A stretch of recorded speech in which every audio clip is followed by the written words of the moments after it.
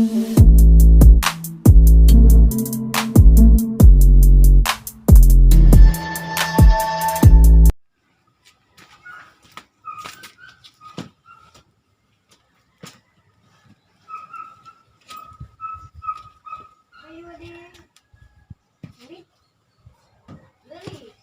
port niya na to, hindi na naglalak. Naglalak siya. Pero hindi na kumagat. Pero pag binounce mo, halimbawa ito nakalak. Pag binounce mo, maglalak. Pero kapag inon mo, dapat magbabounce pa rin. Ang kaso, lumulubog na lang. Nag-stack up na. No? Tapos, hindi mo na siya mababalik kasi lumubog na eh. So, talagang maganit na. Kailangan mo pang hilain para mag-release ulit. Tapos ganun ulit. Lock. Lulubog. Tapos wala na. At ngayon, tetestingin nating buksan kung magagawa natin.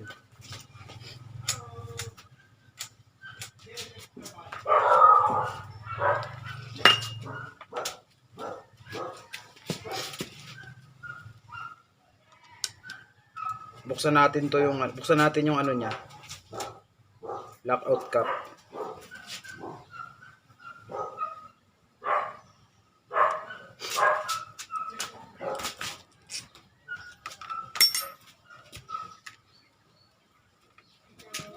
Tapos yung pambaklas ng lockout.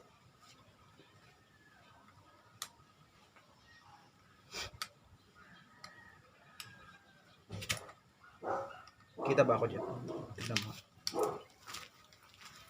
Kaya din, doon nakatotok sa ginagawa mo.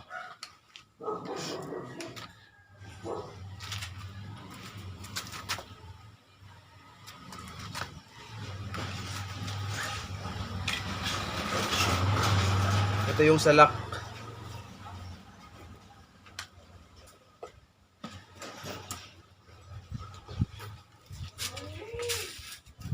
Pag itataktak dapat may rubber para hindi masira. Ito yung salak niya. Ang function nito, 'di ba, itong mismong pinakalak niya, ganito siya. Magko-contact silang ganito. Pag pinress mo siyang ganon, nakalak yan. Kasi tutukod. Pag pinihit natin yung lock, iikot siyang ganito. Magsaswak na siya. Kaya magbabounce. Pag pinihit mo pabalik, maglalak yan ulit. Ganito yung function ng lock niya. Malinis pa naman, pero titignan natin yung katabi. Bubuksan din natin yung preload.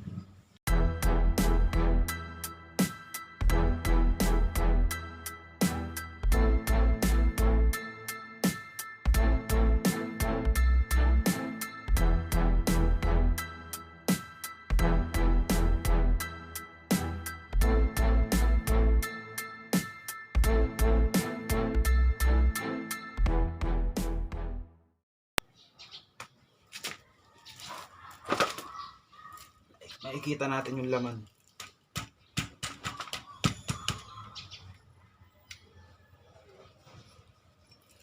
Pag hindi makuha, press na lang natin.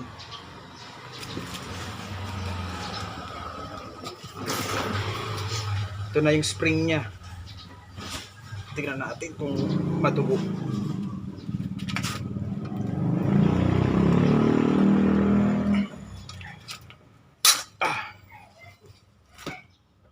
Ito na yung laman niya.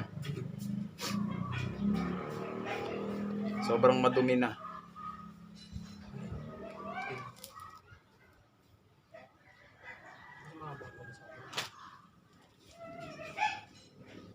Tapos, hindi natin ito matatanggal agad ng ganito lang. Meron tong bolt sa loob na 12mm. Kakailanganin natin dyan yung socket. Pwede itong socket. Hanapin mo yung 12mm.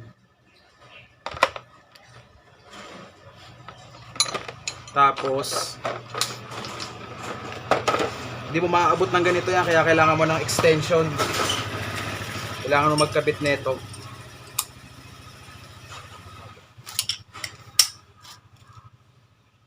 Yan. Para maaabot mo yung socket niya sa loob na 12 mm.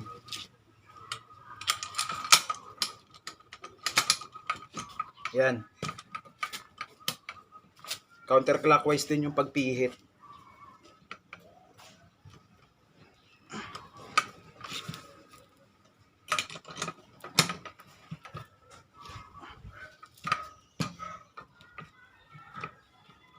Yan, napihit na siya.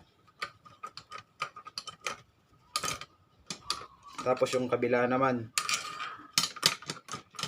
counterclockwise din.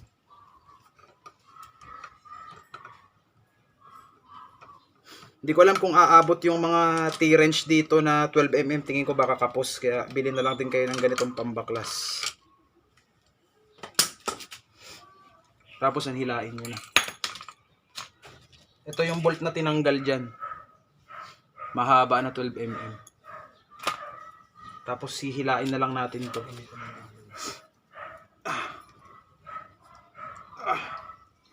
Tigas.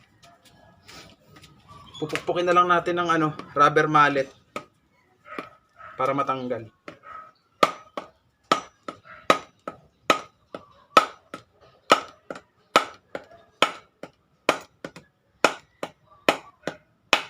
Okay, gagamit ng martilyo kasi masisira yung sa may sa natin, steerer tube. Yun, tanggal. Ito yung lumabas. Marumi na, talagang marumi na. Kaya maganit na siya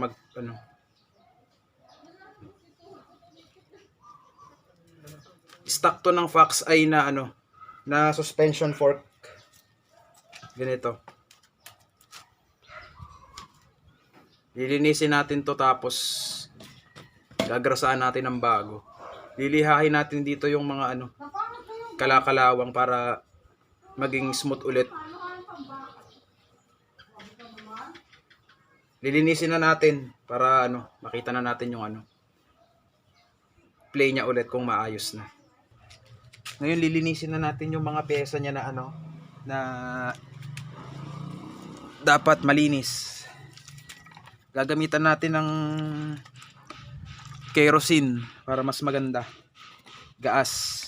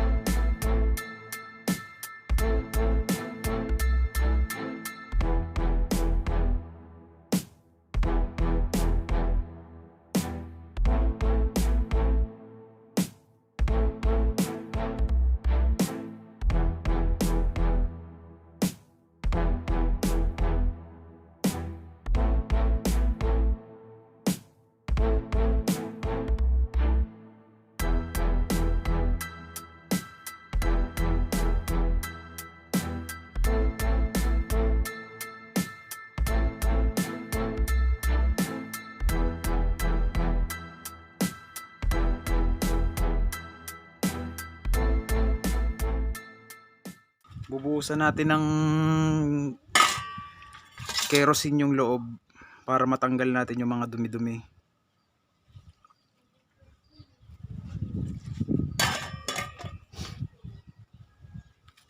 Tapos kukuha ka ng bakal na pangsundot tsaka basahan. Babalot mo dito yan sa may panundot. Babalot mo ng ganito. Kasi ikutin mo siyang ganito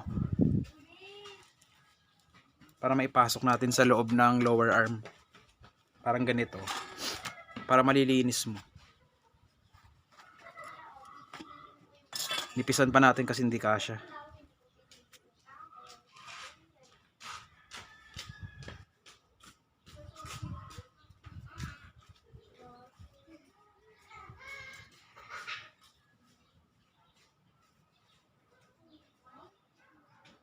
Yan, gaganto natin.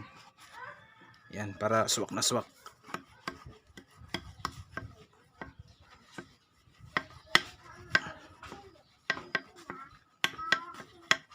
Tapos yung kabila ganun din, papasok mo rin to.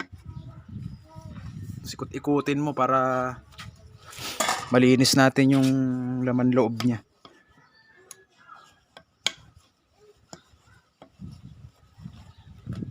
Yan.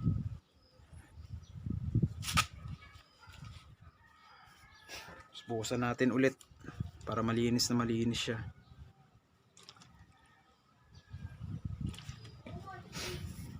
Ganito pag sinasabing i-overhaul yung pork.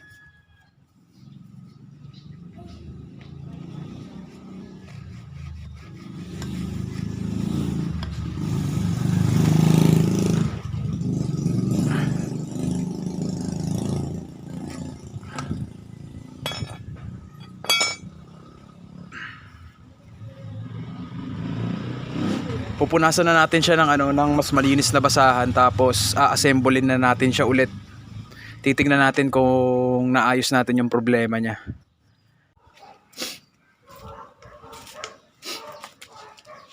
Ito na, gagawin na natin yung pagre-regrease ng mga piyesa niya. Ito muna natin i-regrease. Kuha ka ng grasa. Lagyan mo yung katawan niya.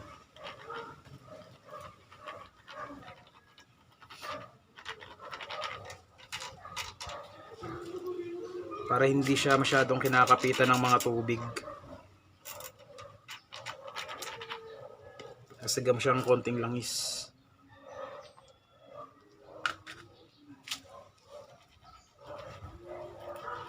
Para medyo kumalat.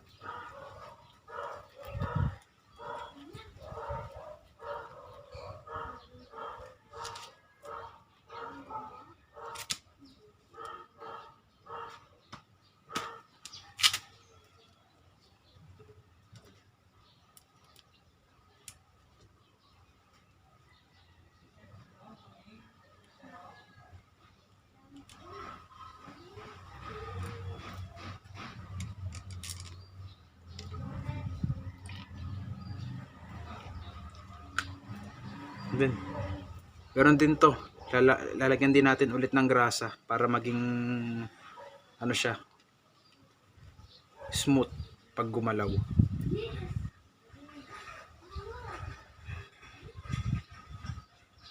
Tapos natin lagyan ng grasa to, itatabi muna natin para ihahanda mamaya sa pagbabalik ng pyesa.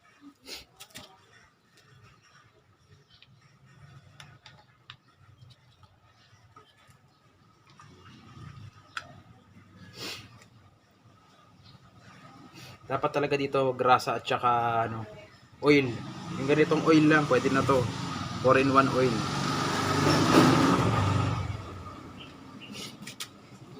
Tapos, lalagyan na natin ng grasa yung lower arm.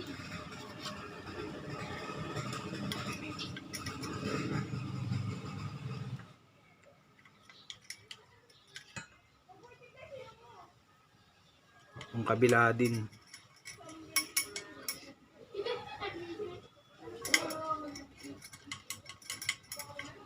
Tapos langis.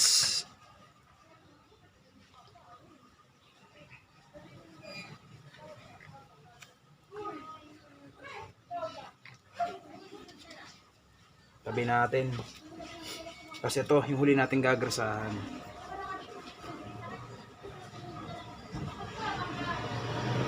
Yung mismong niya, stanchion niya.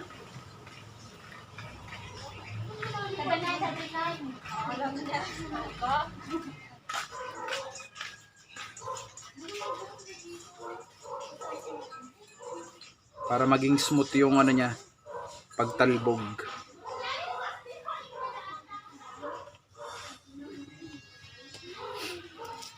Ganito ang technique pag nag-overhaul ka ng pork. Gagamitan mo rin ng langis. Hindi lang grasa, langis din dapat. Para maging smooth din talaga yung galaw niya.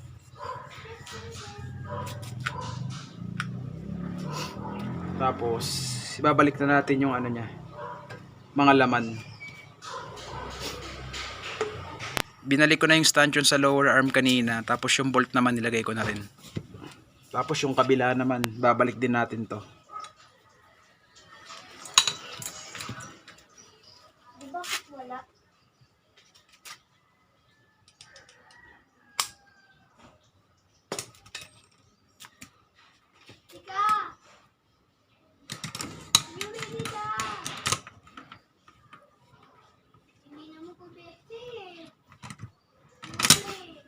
Madadaman nyo naman yan kung may higpit na yung ano, bolt.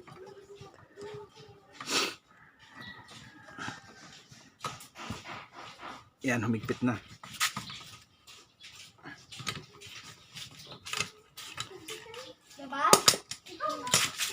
Pag mahigpit na, yan, hindi na siya ulit matatanggal kasi mahigpit na siya eh. Babalik natin ngayon yung ano, yung sa preload na spring. Ito yung sa preload yung mahaba.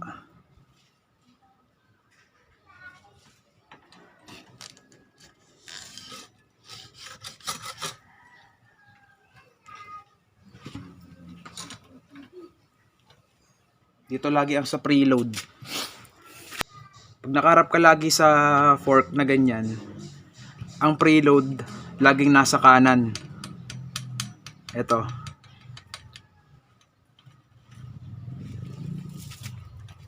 Ang lockout laging nasa kaliwa. Dito. Babalik na natin yung sa may lockout. Gagrasahan natin siya ulit yung ilalim.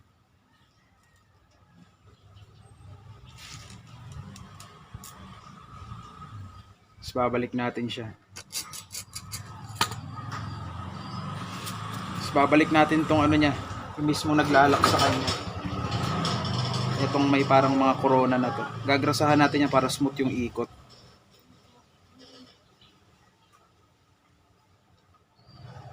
Tapos lalagay natin to dito.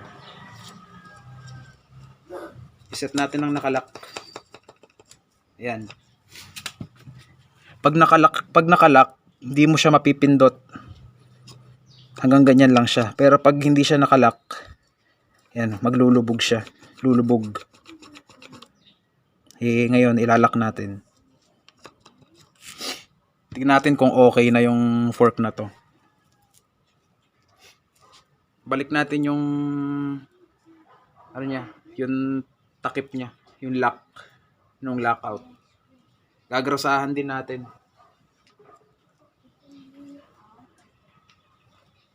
Para hindi siya tumigas.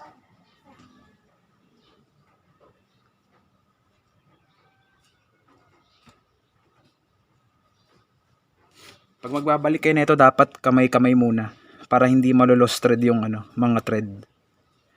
Pag umikot na ng bahagya sa kamay or smooth na pag-ikot sa kamay, ibig sabihin tama yung paglalak nyo, ay paglalagay nyo ng thread.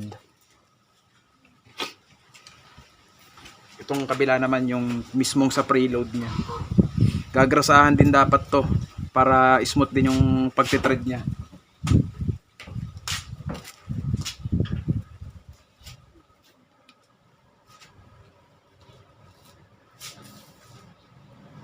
Ganon din, dapat kakamayin mo muna hanggang sa pumasok.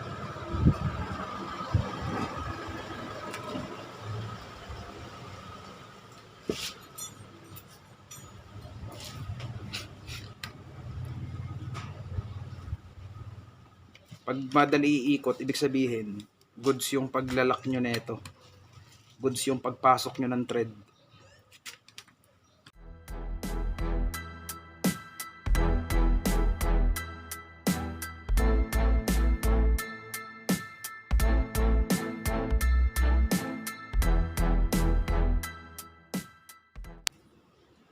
Ngayon, tetestingin na natin yung ano niya. Kung nagbabounce na siya ulit, kung smooth na. Babalik na natin yung ano, mismong lockout cap niya.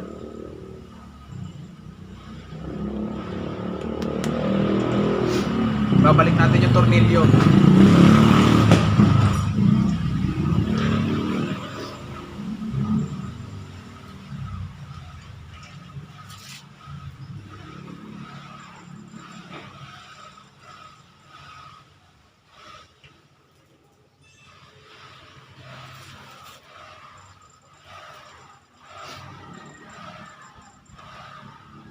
Pagdabalik natin yung tornilyo ng ganitong ano, nakalak na to. Testingin natin kung nakalak na talaga. Yan, nasakay ako. Nakalak. Ngayon, isi-switch natin. Open. Nagbabounce na. Ayan, nagbabounce na siya. Ayan, smooth na ulit. Parang bago. Ilalak ko ulit. Nakalak. I-on natin ulit. Pe-play na ulit. Smooth na, hindi na siya maganit or yung katulad kanina na hindi bumabalik. Kung nagustuhan mo tong video na to, huwag mo kalimutang mag-like, comment at subscribe. Yan, smooth na ulit. Lock. Open. Yan, smooth na ulit. Ganun lang kung paano mag-overhaul ng ano, suspension fork. Lilinisin ko na to at babalik ko na sa may-ari. Maraming salamat sa panonood. Ingat sa daan.